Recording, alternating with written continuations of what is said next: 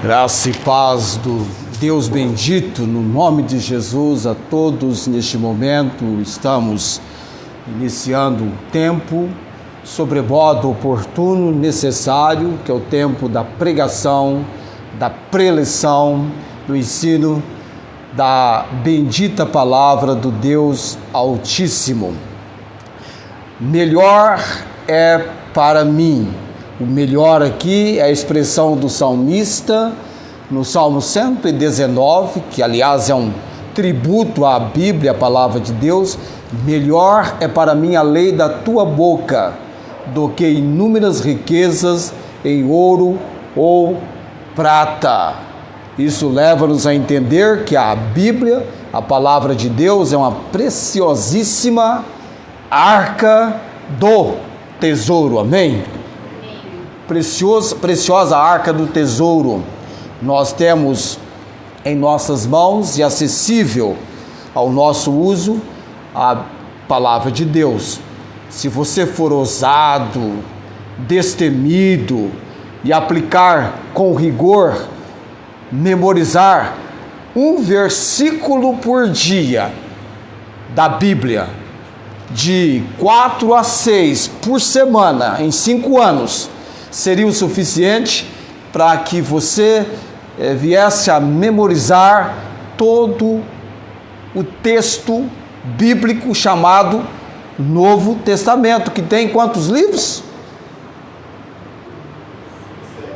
27, alguém salvou a pátria, né? 27 livros para o Novo Testamento, que vai de Mateus, Marcos, Lucas, João, Atos, Romanos, 1 e 2 aos Coríntios, Gálatas, Efésios, Filipenses, Colossenses, até chegar no livro de Apocalipse.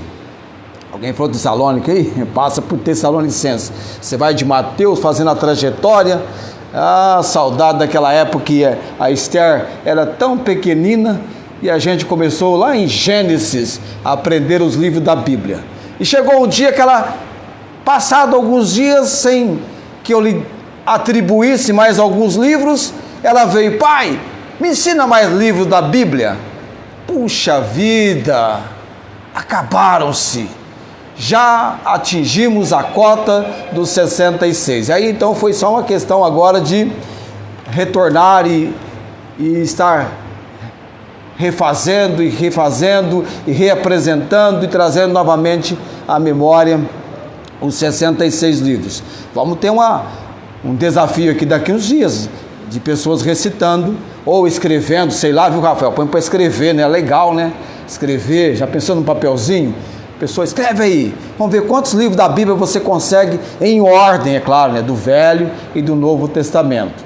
Esse é um bom treinamento para a gente exercitar. Muito bem.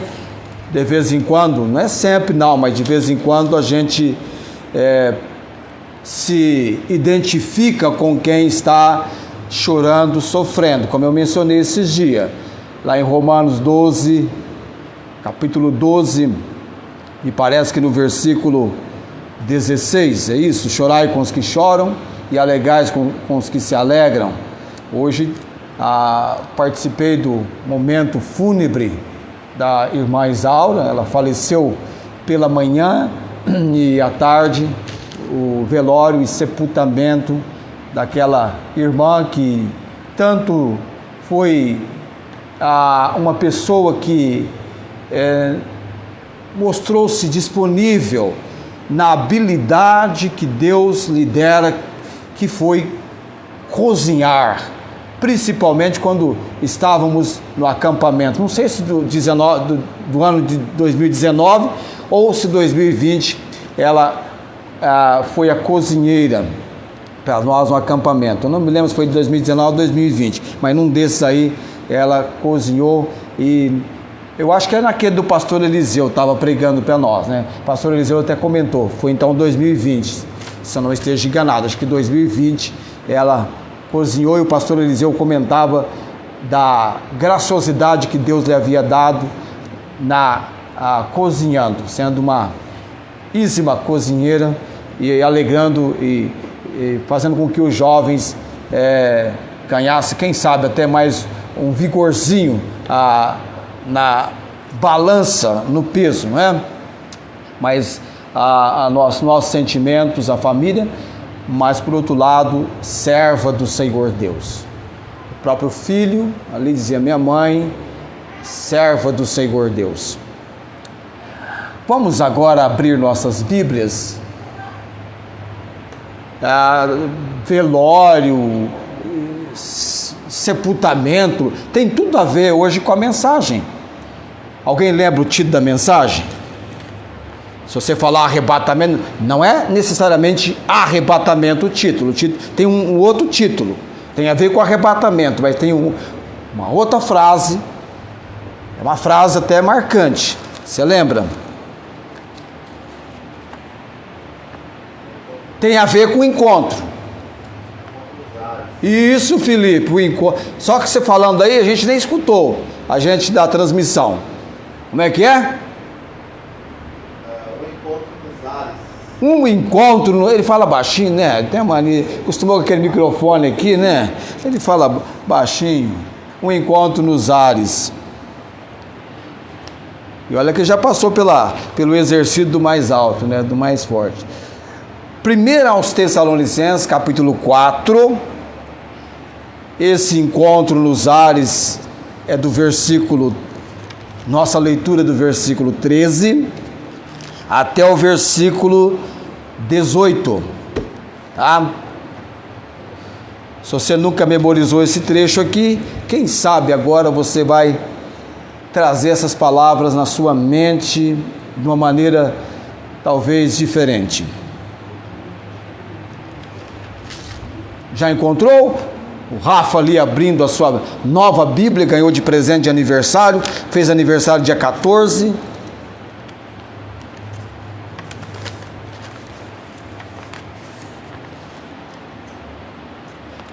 Do versículo 13 ao versículo 18. Eu estou esperando para você acompanhar comigo a leitura.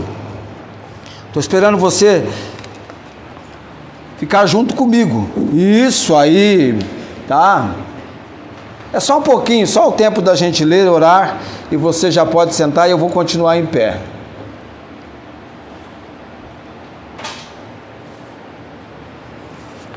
A maior parte do meu tempo de trabalho é em pé, então não tem muito problema com ficar em pé, estar em pé e permanecer em pé.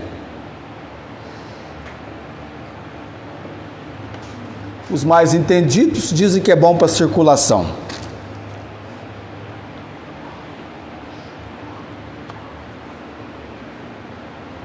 O que Paulo vai tratar nessa parte do texto aqui é muito real e tem a ver com o relatório que Timóteo trouxe para ele, a informação.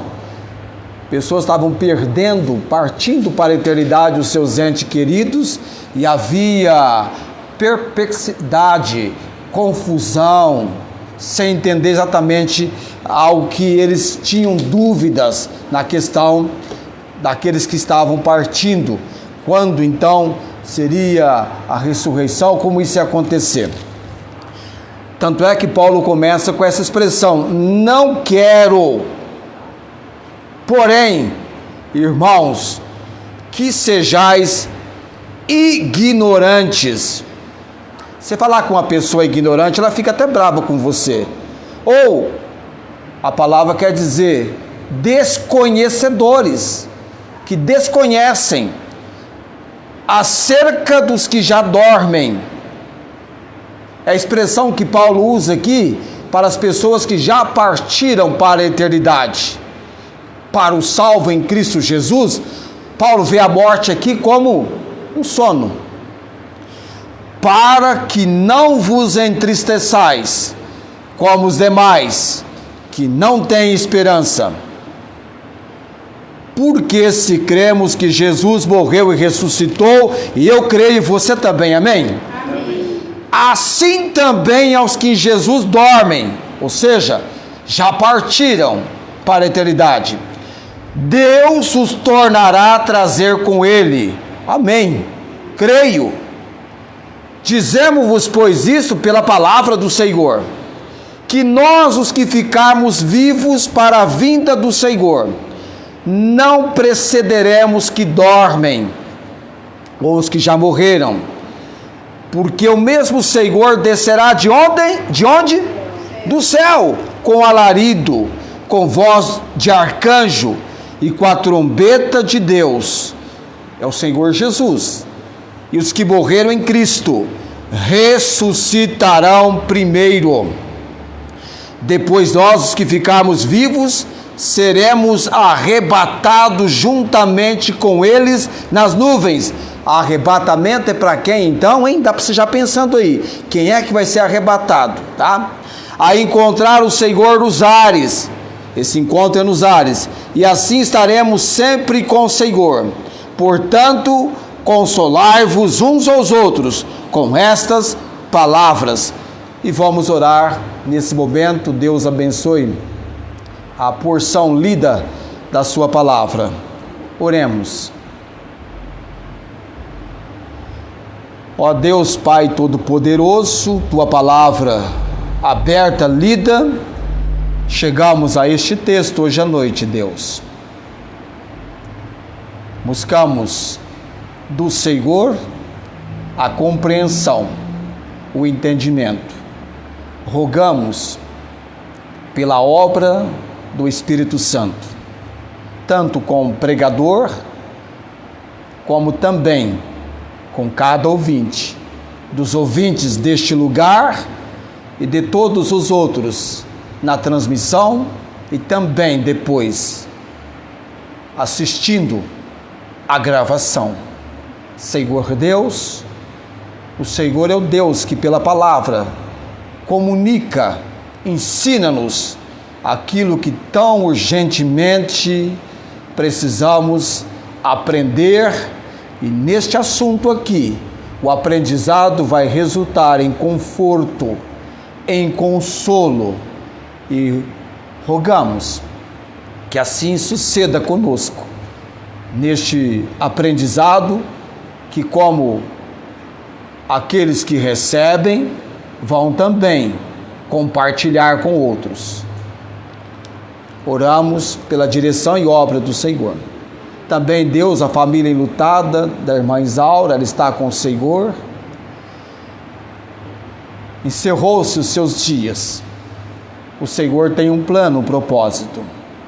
Conforte a família. Deus, tu que és o Pai das misericórdias e o Deus de toda a consolação. É o Senhor quem nos consola, e com a consolação que do Senhor recebemos, também podemos consolar outros, que sejamos instrumentos do Senhor. Também, Pai, irmãos enfermos, o irmão Eurípides, sempre temos orado perante o Senhor, porque Ele está aos cuidados do Senhor acima de qualquer coisa. É o Senhor quem verdadeiramente pode cuidar de nós, e que Ele tenha toda a compreensão disso e descanse na paz do Senhor. Também outros mais, irmã Cláudia, a irmã Teruco, e oramos, Pai, o Senhor conhece as necessidades, o padecimento, que haja ali o auxílio que vem do Senhor. Pai bendito, no nome de Jesus oramos. Amém. Assentai-vos.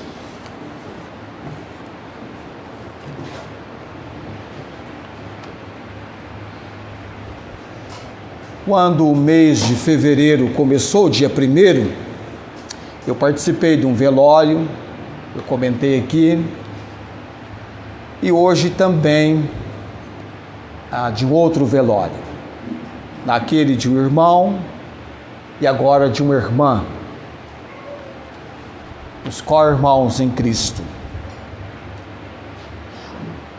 Ainda que o cemitério Parque Jardim das Oliveiras seja um lugar que, olhando assim aquele ambiente, aquele campo, parece um lugar tranquilo, de refrigério, mas verdadeiramente não há lugar tão triste, um lugar que denota, indica tristeza, como um cemitério.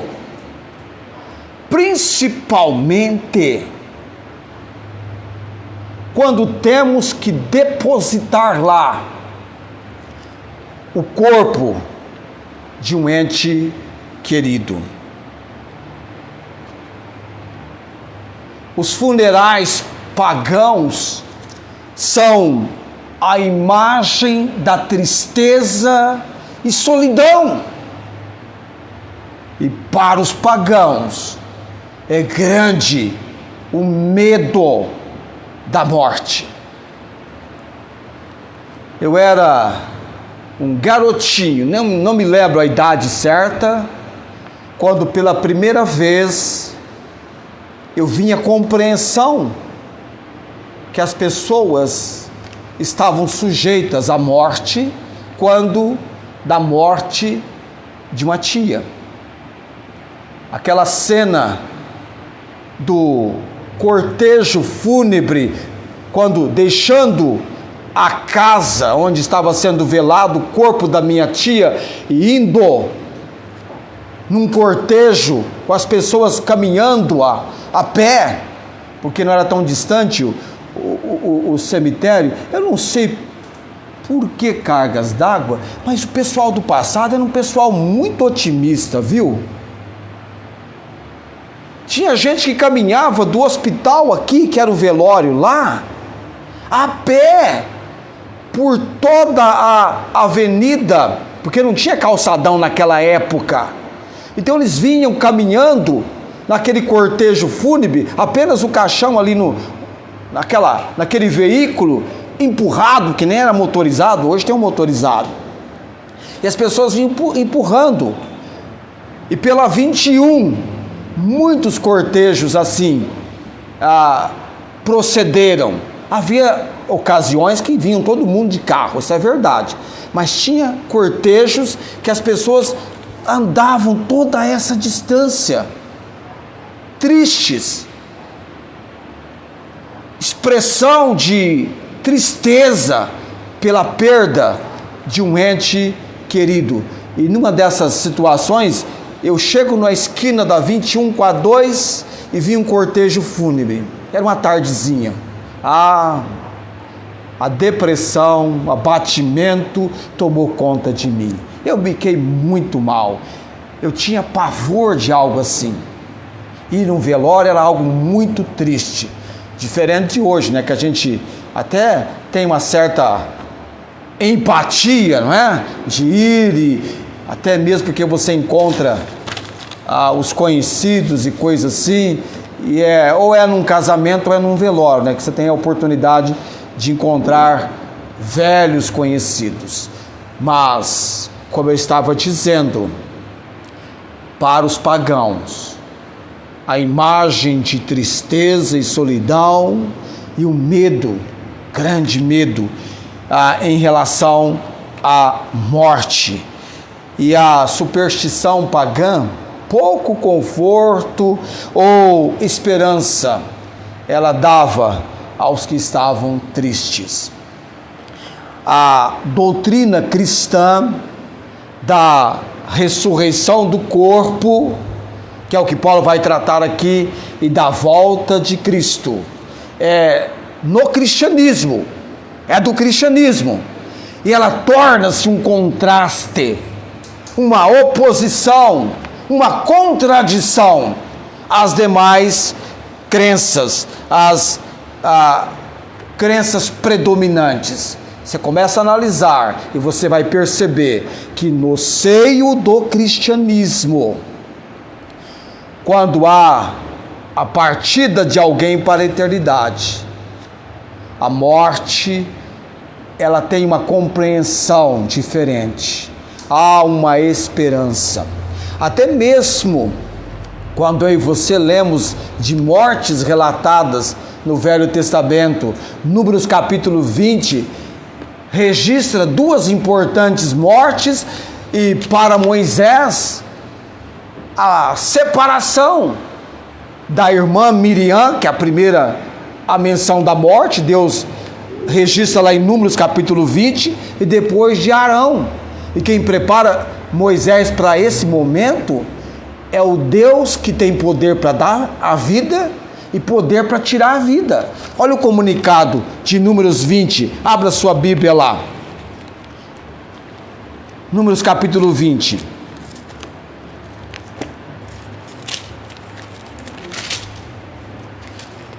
Na abertura do versículo, primeiro versículo de Números 20. E chegando os filhos de Israel, estão lá comigo? Estamos juntos? Chegando os filhos de Israel, toda a congregação ao deserto de Zim, no mês primeiro, o povo ficou em Gades, e Miriam morreu ali, e foi sepultada. O que Miriam era de Moisés?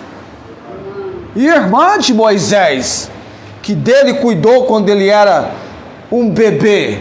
Morre Miriam.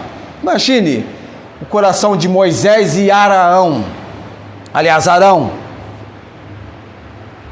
E um pouquinho mais adiante, no mesmo capítulo 20, versículo 22, em diante. E partiram de Gades os filhos de Israel, toda a congregação, e chegaram ao monte Or. E falou o Senhor a Moisés e Arão no monte Or, nos termos da terra de Edom, dizendo: veja bem, entenda aqui, Deus está falando com Moisés e Arão. Olha o que ele diz: Arão será recolhido a seu povo, porque não entrará na terra que tenho dado aos filhos de Israel, porquanto rebeldes foste a minha ordem nas águas de Meribá. Moisés e Arão na questão de bater na rocha. Toma Arão e Eleazar seu filho e faz-o subir ao monte Or, e despe Arão as suas vestes, e veste-as em Eleazar seu filho, porque Arão será recolhido e morrerá ali. Você já imaginou você no lugar de Arão? Deus está claro. Por enquanto Moisés não, mas Arão vai ser recolhido. Palavra de Deus se cumpre. Amém? Deus é homem para mentir. Vai se cumprir. E Moisés, então, no versículo 27, fez, pois, Moisés como o Senhor lhe ordenara, e subiram ao monte Or, perante os olhos de toda a congregação.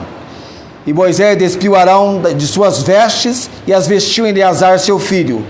E morreu Arão ali sobre o cume do monte. Então desceram Moisés e Eleazar do monte. Vendo, pois, toda a congregação que Arão era morto, choraram Arão 30 dias, toda a casa de Israel. Porque é normal, quando falece alguém muito próximo a você. Imagine Arão, aqui está no 40º ano da saída do povo do Egito, e Arão parte. Deus usa a expressão, vai ser recolhido.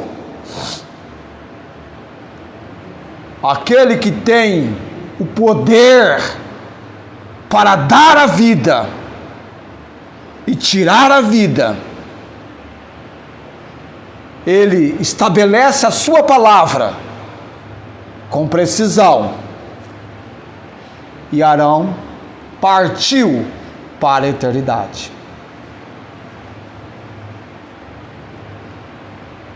A morte entra no cenário da vida humana no dia em que Adão e Eva comeram do fruto da árvore do conhecimento do bem e do mal.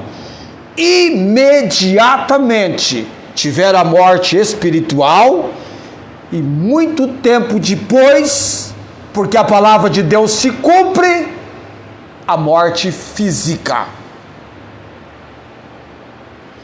que tem o seu tempo encaminhado.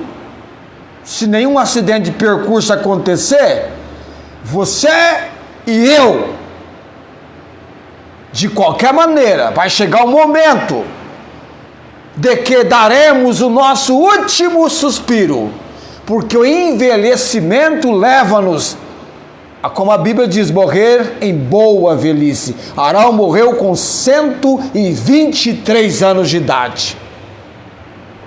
Moisés era mais novo do que ele. A morte é uma realidade. O cenário de cemitério, sepultamentos é uma realidade. Hebreus 9, 27. E como aos homens está ordenado morrer em uma só vez, é uma só vez. Não existe o que por aí andam propagando, documentando, ressaltando, destacando. Não existe. Biblicamente falando, a Bíblia não registra a palavra reencarnação. Apenas no tocante a Cristo, a palavra encarnação, quando ele tomou a forma humana. Quando eu e você dermos o nosso último suspiro, estaremos entrando sem nenhuma distração sequer na eternidade. Céu para os salvos, inferno para os perdidos. Tome a demonstração de ler os evangelhos, você vai ler sobre Jesus falando, se ele fala sobre o céu, 13 vezes mais sobre o inferno.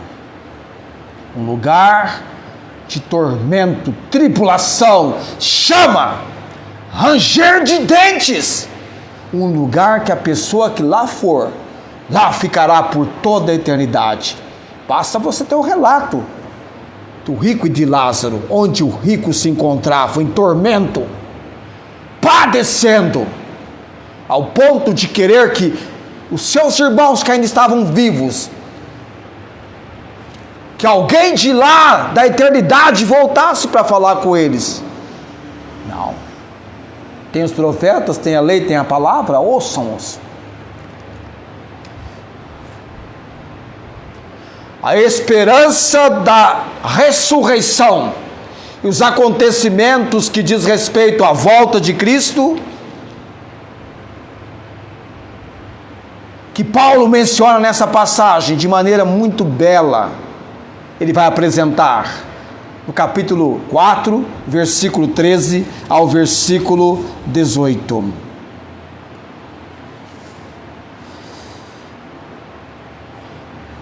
Em sua apresentação, Paulo começa falando a respeito da ressurreição dos salvos.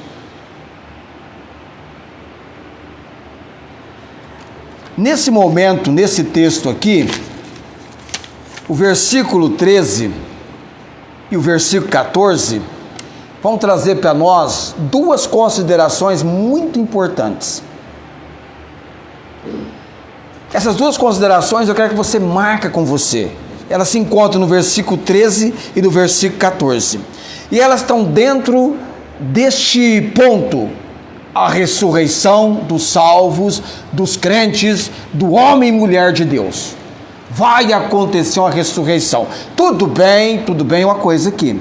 Nesse exato momento em que nós aqui estamos agora reunidos, se a volta de Cristo acontecesse agora, na menor fração de tempo possível, todos nós aqui, hoje à noite, e você está acompanhando a transmissão, e a irmã Inês no lar dela, onde ela está lá em Ribeirão, e outros mais, o pastor Delbert lá nos Estados Unidos, lá deve ser tarde agora, né, que já é noite, todos nós estamos aqui agora, participaríamos do arrebatamento, seríamos arrebatados, não seríamos aqueles que já partiram, para esses vai haver a ressurreição.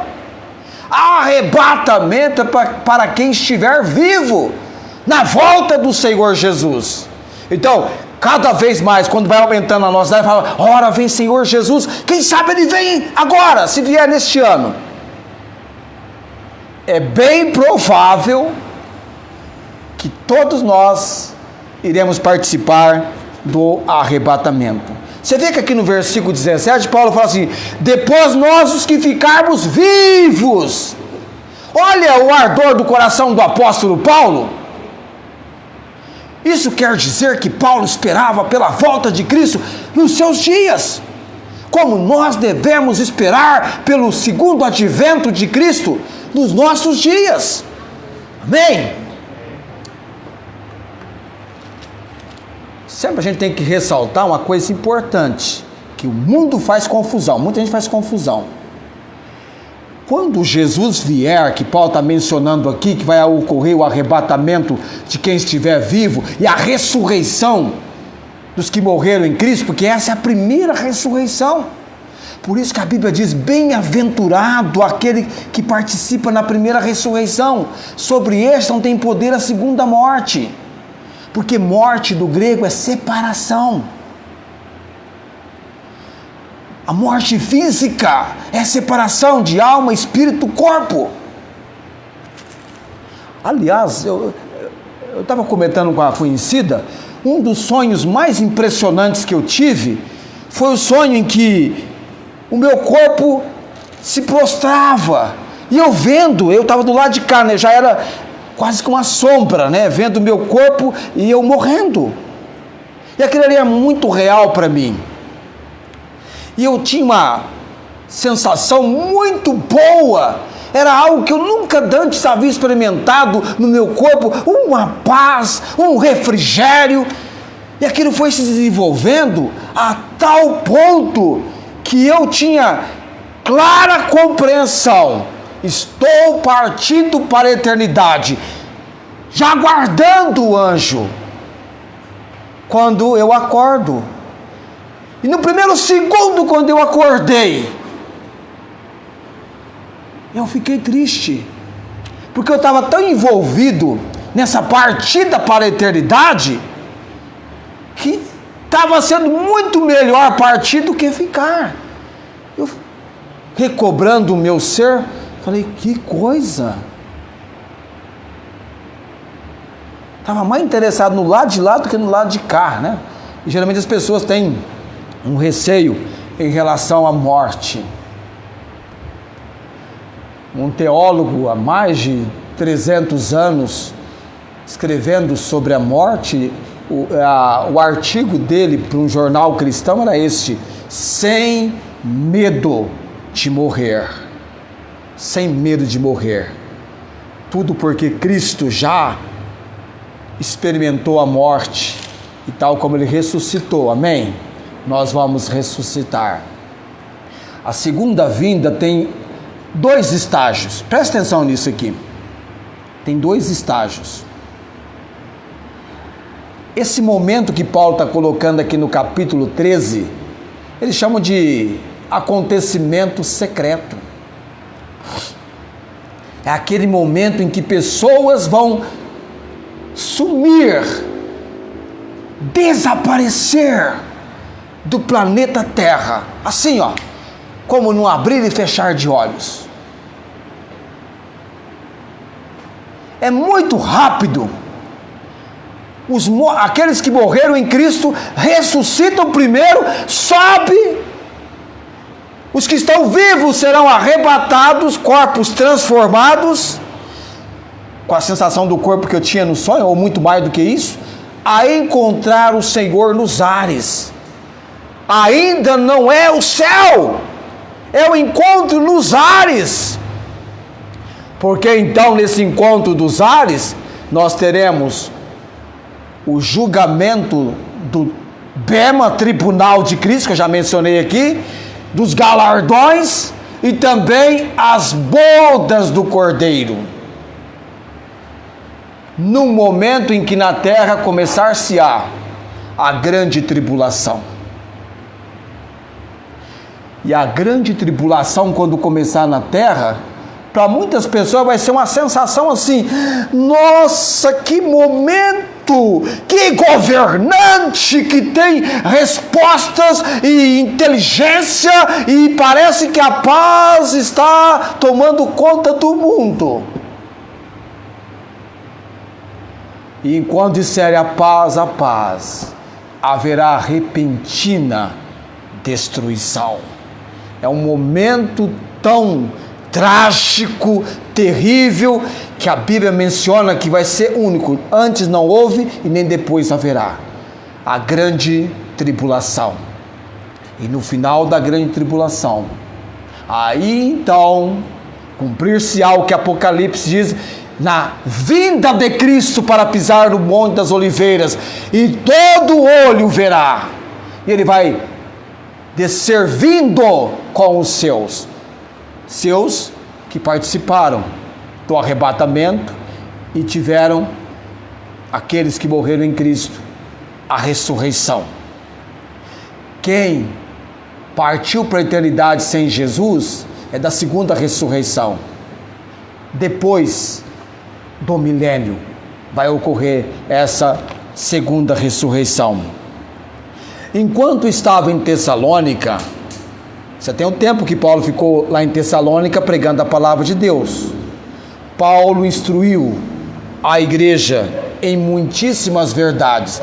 Verdades essas que você encontra nos textos da palavra de Deus. Quando Paulo escreveu a carta aos Tessalonicenses, esse texto aqui, ele ainda não tinha escrito 1 aos Coríntios capítulo 15, que é o maior tratado sobre a ressurreição, tanto a de Cristo quanto a nossa ressurreição. É o professor Paulo, o homem de Deus, o pregador, o apóstolo, o doutor aos gentios. Ele não negligenciou com os Tessalonicenses e nem com aqueles que ele trabalhou ensinando a palavra, assuntos proféticos, referindo-se à volta de Cristo, a questão da ressurreição do corpo. Até ele menciona muito bem isso na carta aos Coríntios, como também do reino futuro de Cristo. Foi Paulo em Filipenses escrevendo que ele diz: a nossa cidade está nos céus, onde também esperamos o Salvador, o Senhor Jesus, 20:21, que transformará o nosso corpo abatido para ser conforme o seu corpo glorioso. Paulo foi um instrumento nas mãos de Deus, instruindo, ensinando pessoas com as quais ele tiver a oportunidade de evangelizar. Então preste atenção, seja um estudante da palavra de Deus, seja alguém interessado em aprender Bíblia. Toda pessoa que vem para o aprendizado, e Deus dá a graça de ser mestre, é para passar para o outro. Você aprende para a sua edificação espiritual, como também para outros, o que você tem aprendido, o que você tem recebido. É o que chamam por aí de compartilhar. É isso que é compartilhar. Se alguém te envia algo, que bênção! É só para você? Não! Compartilhe! Indique alguém que você gostaria que também recebesse aquilo que enviaram para você. E na vida cristã, todos devem ser comunicadores da palavra de Deus. Sabe quando é que eu comecei a pregar mesmo a palavra de Deus? Não foi no púlpito da igreja. Bem antes de eu subir pela primeira vez no púlpito e pregar, eu ia para a rua, no grupinho dos colegas reunidos, eu abria a Bíblia e começava a falar com eles a palavra de Deus. Eu me lembro quando eu estudava comunicação verbal, a coisa mais interessante era estagiar, colocar em prática o que eu estava aprendendo com alguém. É assim que você começa falando com alguém. Você vai perdendo a timidez, o medo, vai se soltando. Esses dias eu assistindo ao jornal, eu vi o repórter entrevistando uma senhora, eles marcam o nome, marca a profissão da pessoa, mas pela comunicação dela, amados, é uma pessoa que não posso garantir, mas talvez ela seja alguém que conhece Cristo Jesus como seu Salvador, alguém que estuda a palavra de Deus, uma cozinheira, mas a maneira dela conversar com o repórter parecia uma educadora, uma professora, alguém que está acostumada a conversar com pessoas. Passou essa impressão. E assim você começa, ensinando para alguém. Quer aprender mesmo? Comece a ensinar. Comece a ensinar. Nós temos que aprender ao ponto de ensinar. No meu trabalho, quando alguém chega, nós ensinamos. Olha, é assim, assim. Recebemos o aprendizado e compartilhamos o aprendizado. É o que temos que fazer. Então Paulo instruía, o alvo dele era admoestar a cada homem, para que apresentemos cada homem a varão perfeito, ensinando em toda a sabedoria, todo o conhecimento, para que apresentasse tal pessoa amadurecida perante o Senhor. Então seja um estudante da Bíblia. Quando eu digo isso para você, eu digo para mim. Quando eu pego a Bíblia e diz, vamos lá, vamos ler esse livro, essa preciosa arca do tesouro. E às vezes eu fico num capítulo horas, 2 capítulos, 3 capítulos. Dá até para sonhar, né? Dá até para sonhar. Mas na verdade o que muito me impulsiona hoje a ler e estudar a Bíblia é as boas recordações de 30, 35 anos, 40 anos atrás. Eu estou exaustivamente esse ano. Já comecei lendo 1 e 2 Timóteo, porque está completando esse ano 40 anos que pela primeira vez, pela graça de Deus, eu memorizei os 10 capítulos. 10 capítulos. Respondemos, viu, Rafael, para o meu time no acampamento, eram 4 times. Você faz 22 vezes 4, 88 perguntas. Das 88, 22 foi para o nosso time. Olha lá a cor do nosso time, branca. E o pastor, eu vou falar pastor Rômulo, porque a irmã Neis, de Ribeirão Preto, sabe quem que é o pastor Rômulo Éden? Ele falou assim, eu até ganhei um apelido naquela época, Timóteo. Falou, ei, branco suja fácil. Eu olhei para ele e falei, e pensei, é verdade. Já estava ameaçando o nosso time, mal tínhamos começado o campeonato. E 22 perguntas tivemos. Tinha pergunta que tinha 6 itens na resposta. Eu com 17 anos, tirei de letra, por quê? Eu olhava na Bíblia, eu tinha a Bíblia na mente, eu achava aquilo fantástico. Jovem. Mas Deus tinha um propósito. E quando eu lembro da noite que eu fiquei das 7 até as 10h30, num só capítulo da Bíblia em Timóteo, lendo. E quando eu lembro, é hoje assim, vai de novo. Você lembra como foi bom? E é bom ainda. E aí, não desanime de estudar a Bíblia, não desanime de ler. Perdeu o curso? Volta. Está tendo oportunidade. Leia Gênesis, leia Êxodo, leia toda a Bíblia. Tem parte que é difícil. Eu quase desmaiei lendo Levítico. Tem parte que é difícil de você ler. Genealogia então, hein? Mas faz parte. É importante. Em sua primeira carta aos Tessalonicenses, Paulo escreveu com o fim de apresentar a esperança da glória futura. Há uma esperança da glória futura com Cristo. Paulo escreve com o objetivo de não apenas levar conforto, consolo para eles, mas também o quê? Corrigir fortemente determinadas concepções errôneas que eles estavam, ou que possivelmente eles poderiam ter.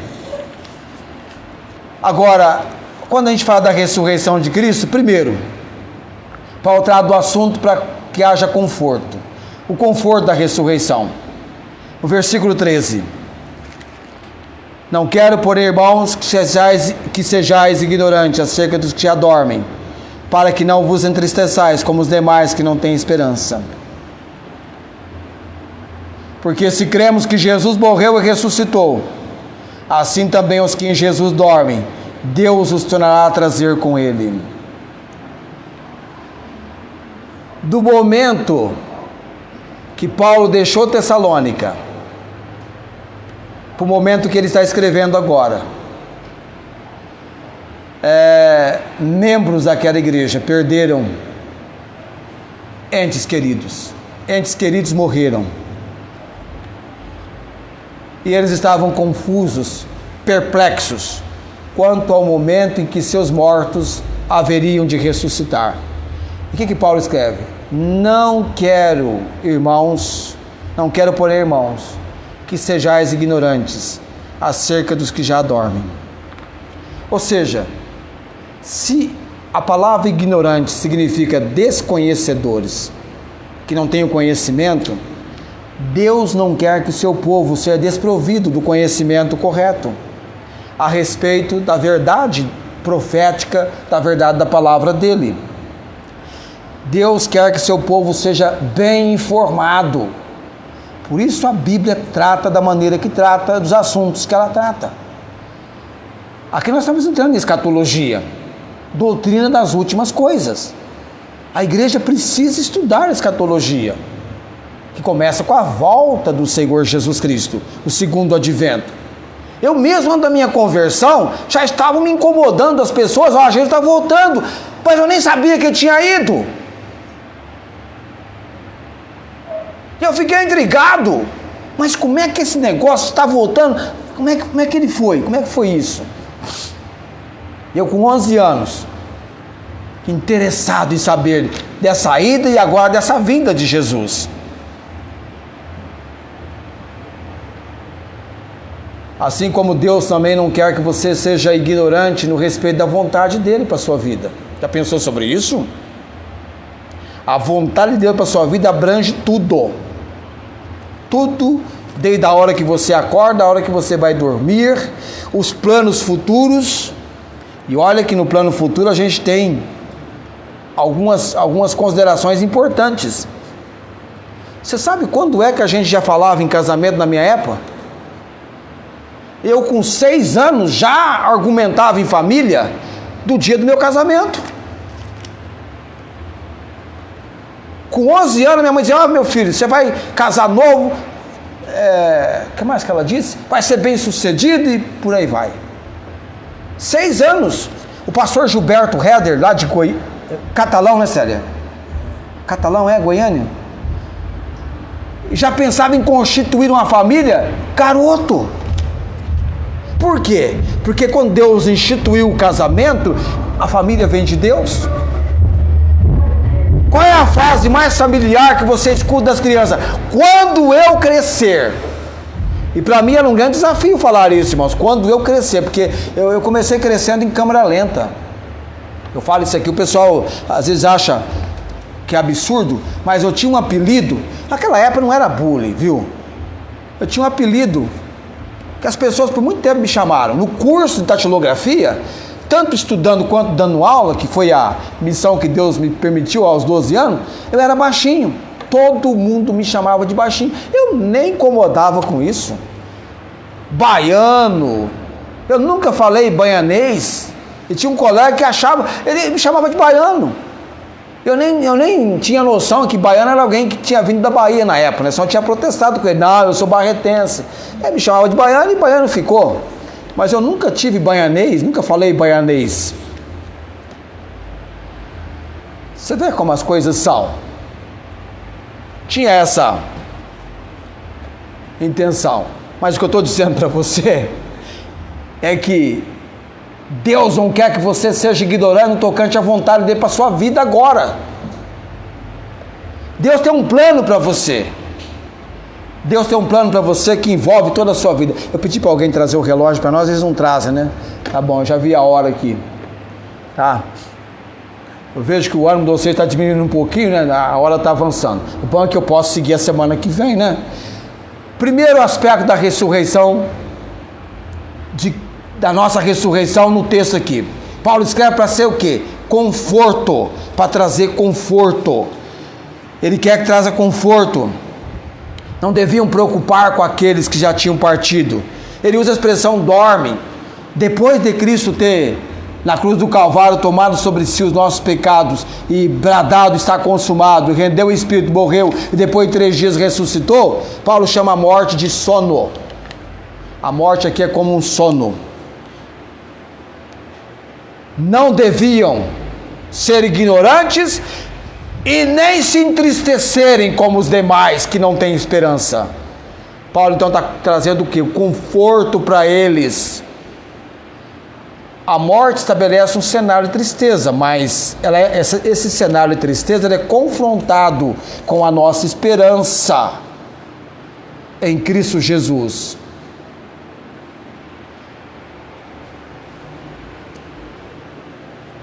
Eu vou encerrar hoje, porque há uma outra consideração, além do conforto, tem uma outra consideração em relação à ressurreição, a nossa ressurreição, mas eu quero mostrar para você qual é o capítulo na Bíblia que fala da transfiguração. Mateus que escreveu sobre a transfiguração. Você lembra o capítulo que fala da transfiguração de Jesus? Mateus, quem sabe? Mateus, capítulo... Não é Mateus 24 não, é bem antes. Gente, a Bíblia fechou e estava matando um bicho, acho que matou. Mateus 17 fala sobre a transfiguração. Mas primeiro abra comigo em Deuteronômio, capítulo 34.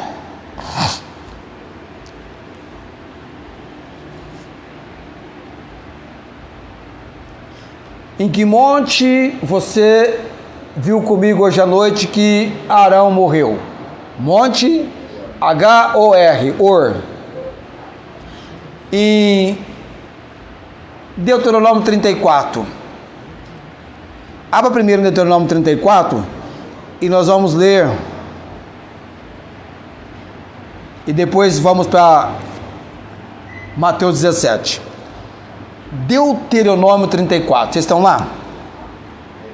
Então subiu Moisés das campinas de Moabe ao monte Nebo. Marca isso, vai cair no concurso do Rafael, viu?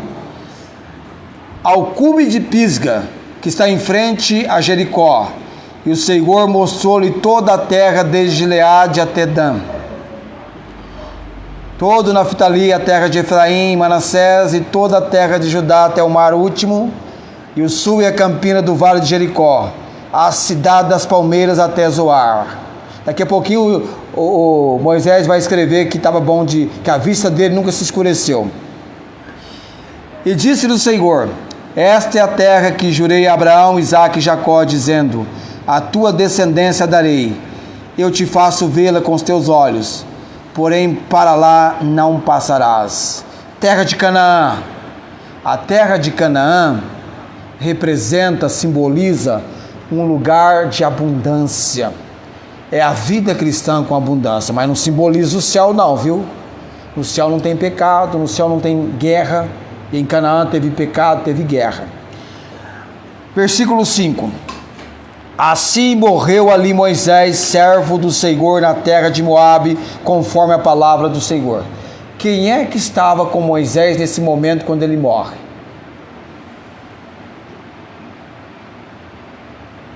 Tinha alguém com Moisés? Senhor, isso, Deus. E o sepultou no vale na terra de Moabe, em frente de Beot-peor, e ninguém soube até hoje o lugar da sepultura. E era Moisés da idade de 120 anos quando morreu. Os seus olhos nunca se escureceram, nem perdeu o seu vigor. E os filhos de Israel prantearam a Moisés 30 dias, semelhante a Arão, lembra? Nas campinas de Moabe. E os dias do pranto no luto de Moisés se cumpriram. Mateus 17. Jesus vai a um monte. E ele tá com ele quem? Pedro, Tiago e João. Aquele trio mais próximo a ele. Por propósito dele. E ele sobe num alto monte. Ele está no monte. Ele transfigurou-se. A Bíblia diz que o rosto de Jesus resplandeceu como o sol. E as suas vestes tornaram brancas como a luz. É como você vê pela televisão quando eles tentam fazer essa imagem. Dá uma noção para você. Aquela imagem forte, fulgurante, não é? E eis que lhe apareceram quem? Moisés e Elias. Eu não tenho tempo de ler sobre Elias. Elias foi assunto, subiu ao céu sem ter experimentado a morte. Elias e Enoque, do Velho Testamento. E aqui aparece um que não experimentou a morte, Elias, e o outro que experimentou a morte, Moisés. E a Bíblia diz que eles estavam o quê? Falando com ele. Quem estava falando com Jesus? Elias e... Mas você não leu lá em Deuteronômio 34 que ele morreu? O corpo vai virar pó e vira pó, mas o espírito volta para Deus. E Pedro, tomando a palavra, diz a Jesus: bom Senhor, bom estarmos aqui. Se queres, façamos aqui 3 cabanas, uma para ti, uma para Moisés e uma para Elias. Por que Pedro fala isso? Porque ele viu Moisés e Elias conversando com Jesus. A Bíblia diz que Deus não é Deus dos mortos, mas dos vivos. E Pedro está querendo fazer tabernáculo, cabana. Bom é estarmos aqui. Que lugar, que momento. Está parecendo a época de acampamento que a gente ia. Os jovens ficavam todos extasiados, deslumbrados com aqueles 3, 4 dias de acampamento, tomados pela palavra do Senhor, porque você fica 3, 4 dias sem barulho de som daqui de fora, televisão, não sei mais, é muita Bíblia, é muito ensino, é muita obra acontecendo do Espírito Santo, fica deslumbrado, extasiado. Bom estarmos aqui. Já pensou? Tentando até querer ficar para sempre ali, né? Mas não é assim. A vida segue, segue. Quando eu leio isso sobre Moisés, é o meu destino, amados. É o meu futuro. Daqui um pouquinho, se continuar indo, daqui a pouco eu vou estar chegando, igual o pastor Antônio. Nessa semana é um pastor conhecido nosso, 91 anos. O senhor Paulo está com 96, deve estar com 96 agora. Vou mandar para você no grupo da igreja todo dia, vou prometer. Se eu não cumprir, você cobra de mim. Vou mandar o jornal para você. Leia todo dia a lista dos mortos. Tem gente com 95, 68, 45, tem todo tipo de idade. Leia a lista dos mortos. 102 anos, 100 anos. Esse dia eu fui parabenizar uma pessoa no Face, estava lá a idade dela, eu levei um susto. 120. Oh, mentira grande, né? 120 anos estava fazendo a pessoa. Tá, vou mandar o jornal para você. Primeiro fato, certeza da ressurreição. Paulo descreveu a primeira consideração, há uma certeza que é baseada na ressurreição do Senhor Jesus. Amém? E a semana que vem eu vou falar sobre um outro item da ressurreição e nós vamos falar num segundo ponto a respeito aqui que vai tocar na questão do arrebatamento, tá, ok? Vamos colocar em pé nesse momento. Não tenha medo da morte.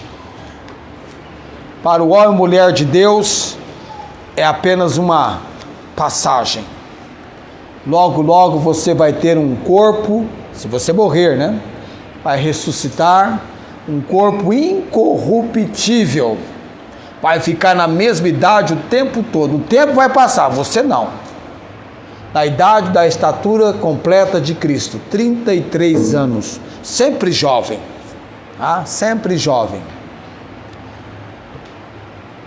Para a gente manter um pouquinho esse corpo em bom estado, dá um trabalho, não é? E tem gente que nem cuida do seu bem-estar de saúde, não é? Acaba com o corpo em pouco tempo, no mundo das drogas, seja elas quais forem, que liquida a vida em pouco tempo. Mas o envelhecimento chega para todos, uns mais rápido, outros mais lento. Vamos orar nesse momento. Você está animado para estar com Cristo? Amém? Se ele voltar hoje, você vai subir? Tinha aquela pergunta, fazia assim: Jesus quis voltar hoje, você vai ficar contente? Não, irmã Ângela. As pessoas dizem: não, eu vou subir contente. Amém? Eu vou subir contente, eu não vou ficar. Eu vou subir contente. Tá vendo? Pega as pessoas, né? Entre ficar e subir, que subamos contente. Vamos orar. Graças te damos, Senhor, bendito pela bendita palavra do Senhor, pelo bendito ensino nela apresentado pelo apóstolo Paulo, que ainda hoje vem para trazer a comunicação, o entendimento, a compreensão de que precisamos na palavra do Senhor. Abençoe o povo aqui, os irmãos e também aqueles que ainda não tiveram encontro pela fé com Jesus Cristo. Oramos pela obra de salvação. E oramos, ó Deus, por aqueles que estão envolvidos com os prazeres deste mundo, com o poder das trevas, que sejam libertados pelo poder do sangue de Cristo, que venham para a luz de Jesus. Jesus diz: eu sou a luz do mundo, quem me segue não andará em trevas, mas terá a luz da vida. Que possamos estar na luz de Jesus. Oramos no nome de Jesus. Amém. O Senhor te abençoe e te guarde. O Senhor faça resplandecer o seu rosto sobre ti e tenha misericórdia de ti. O Senhor sobre ti levante o seu rosto e te dê a paz. Amém.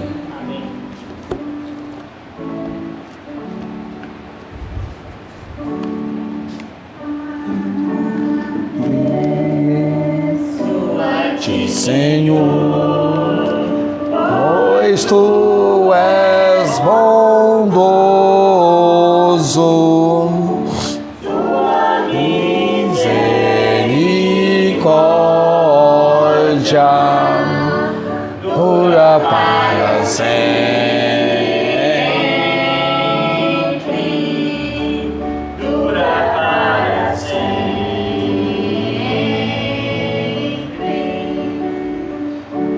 Amém. A nossa alma espera no Senhor, Ele é o nosso auxílio e o nosso escudo, pois nele se alegra o nosso coração, porquanto temos confiado no seu santo nome. Amém.